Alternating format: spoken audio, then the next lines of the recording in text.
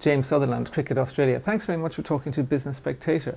Well, I'm talking to you right in the middle of the Big Bash. The semi-finals are concluded and there's a final coming up in about a week's time. When you started, you actually went out to the market and you had a look and tested the waters, perhaps offering some equity in two teams, the Renegades and Thunder, offering minority stakes.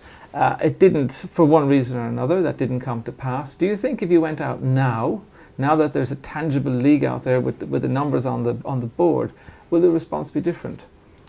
I think so. I think that's definitely the case. Well, will you go back to the market? I think the Cricket Australia board has made a decision at this stage. We want to put that process of reviewing the possibility of private investment on hold for now, and I think what we see ourselves in is we've committed to this establishment phase. And but when might, from a business point of view, when might it be up for review again?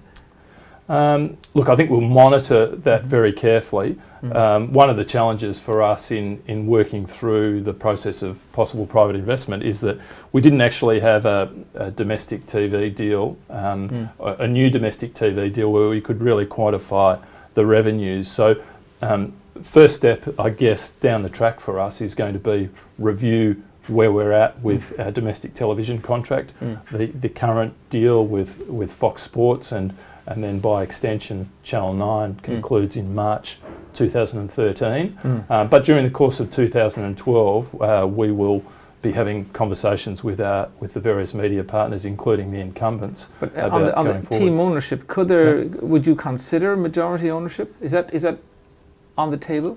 It hasn't been so far. The board has taken, the Cricket Australia board has taken a position that it would be a minority stake.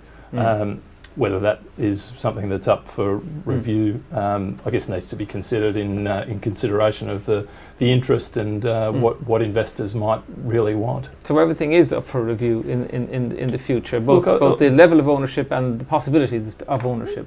There are various models around the world that people have seen where private investment may have been successful, and I think there are various pitfalls at the same time, advantages, pros and cons that come with that, and I think we need to be very careful about working through the various pros and cons and making sure we make the right decision. But I don't think in the short term it's not something that we're going to be revisiting. Okay, and tell me about television. What would it take to get this onto free-to-air? What needs to happen?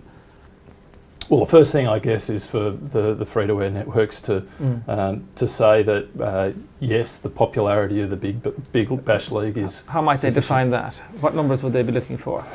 Probably, I would like to think the sort of numbers that we have that we've seen over the course of the last 6 weeks would be a pretty strong indicator to free-to-air networks. This is a product that's going to fly on free-to-air. Thanks very much, James Sutherland, for talking to Business Spectator. Thanks, James.